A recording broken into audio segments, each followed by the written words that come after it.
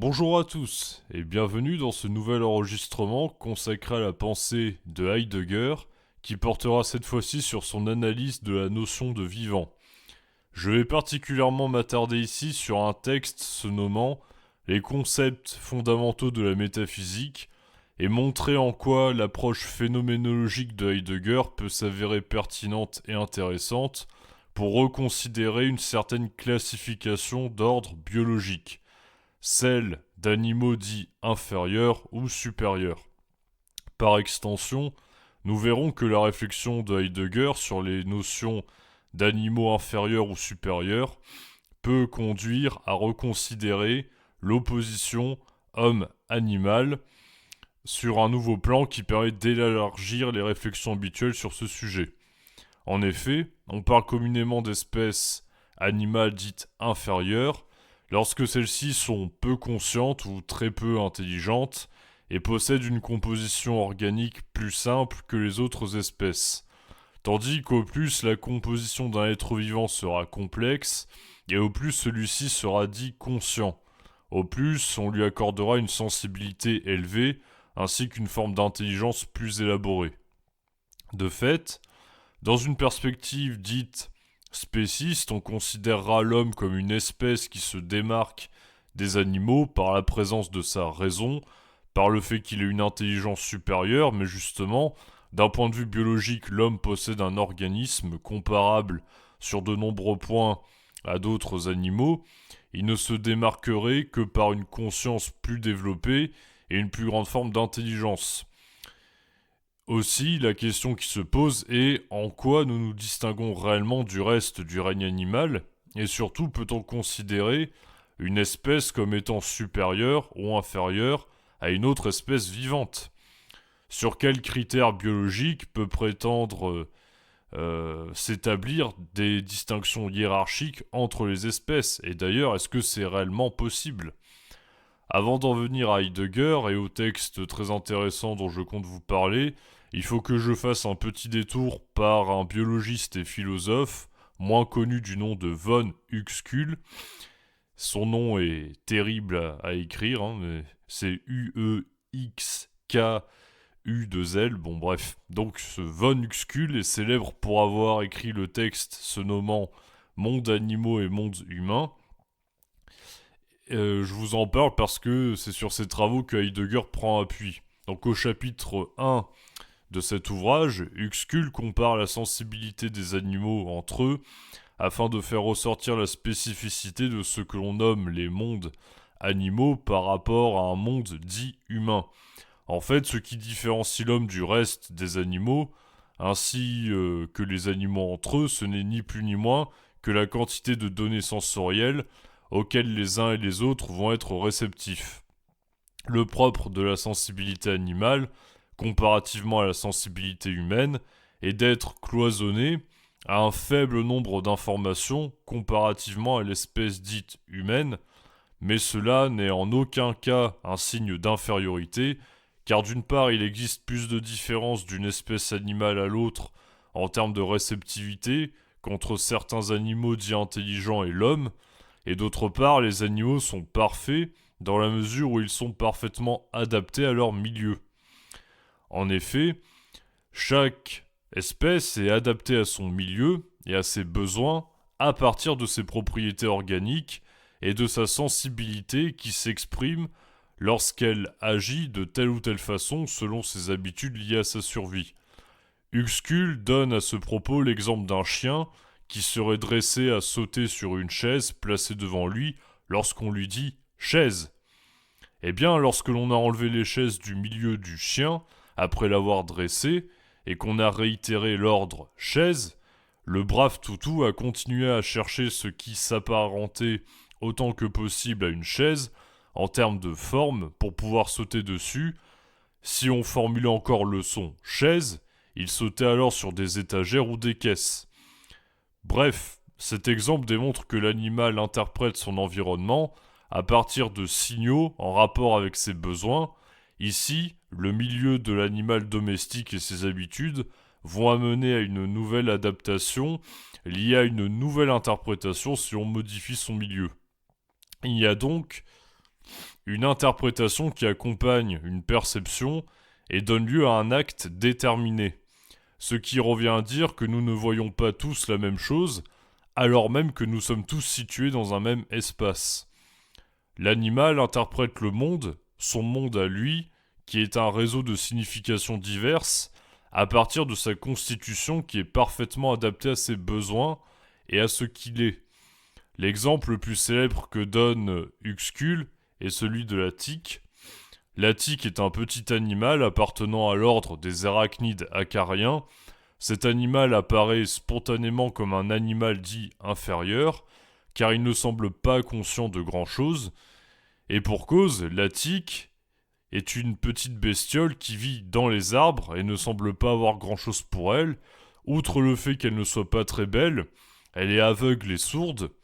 Elle n'a donc aucune perception qui la rende comparable aux animaux dits supérieurs. Elle ne semble consciente de rien.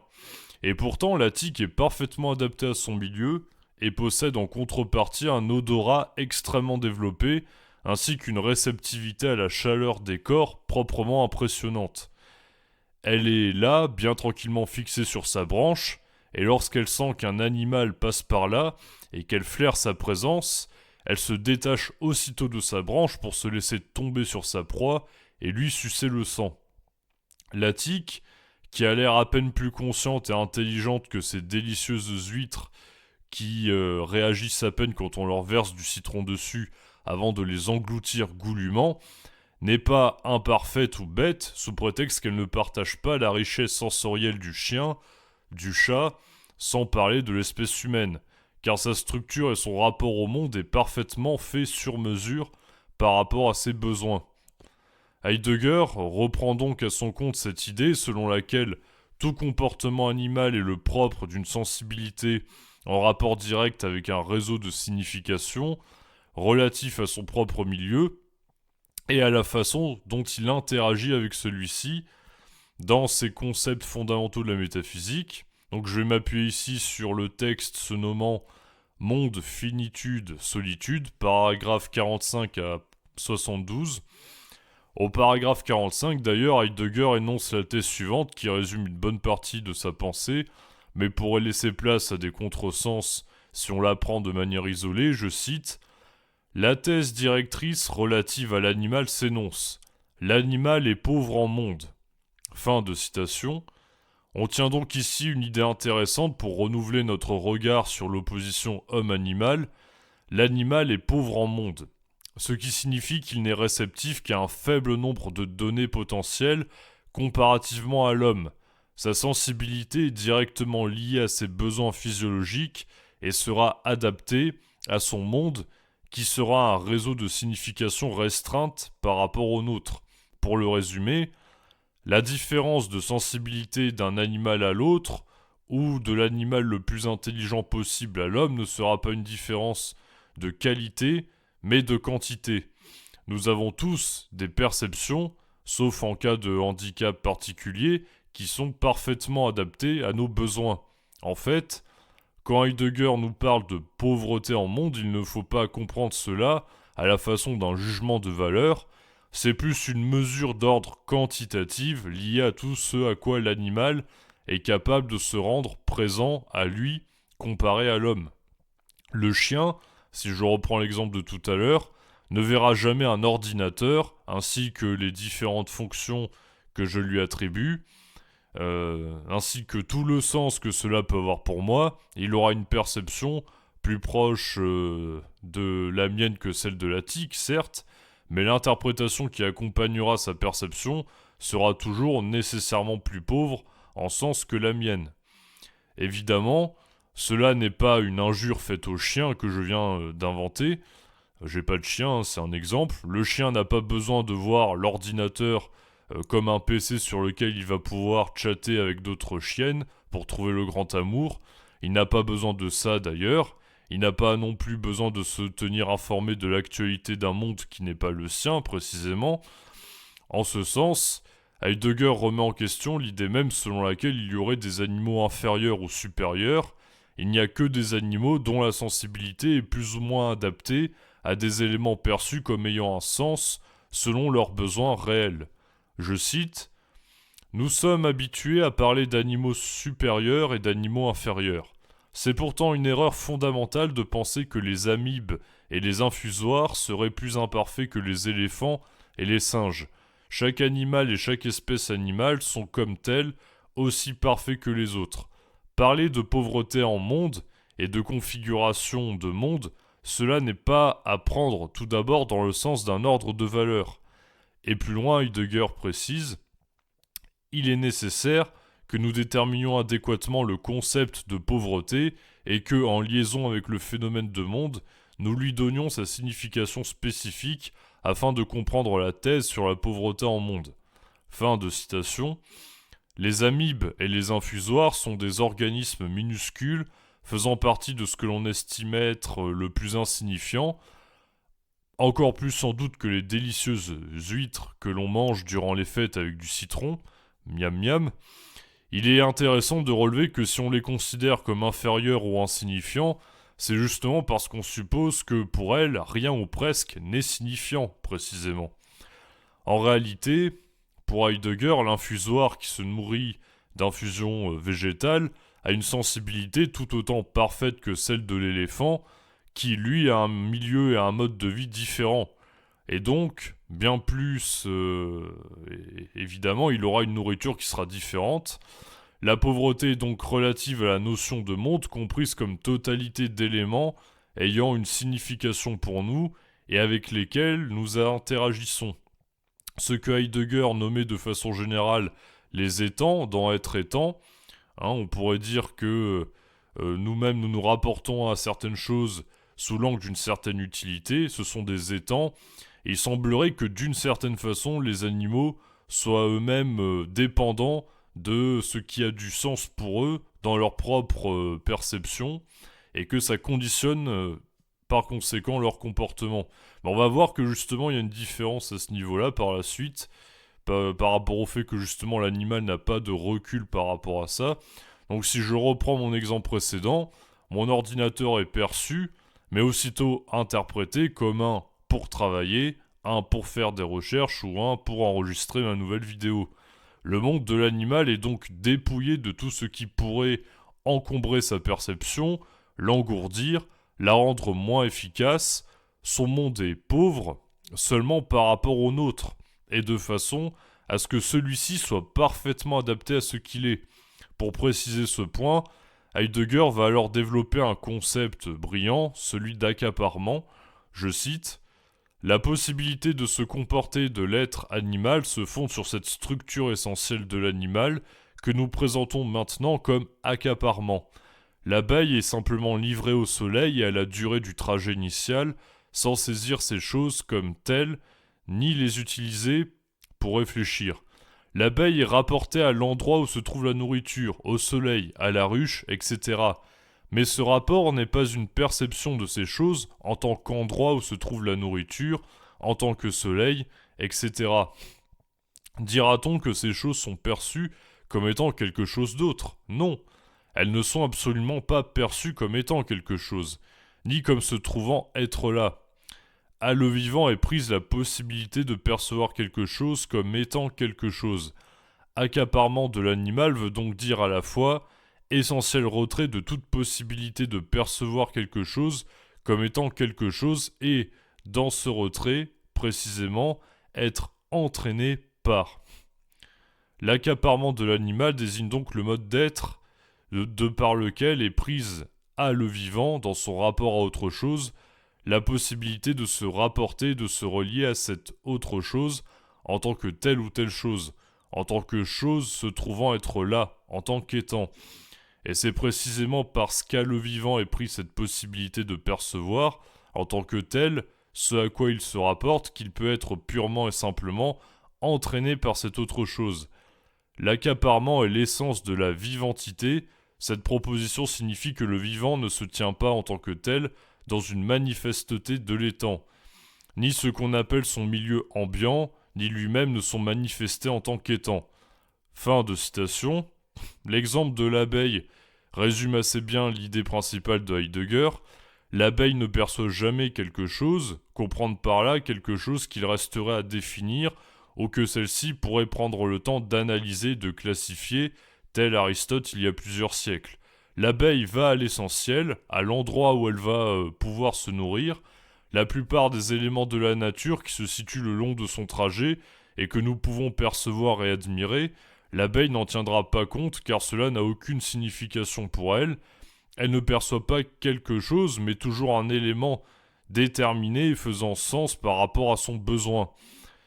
Le concept d'accaparement que présente ici Heidegger permet de creuser cette idée et de rendre compte de la sélection qui a lieu au niveau du vivant.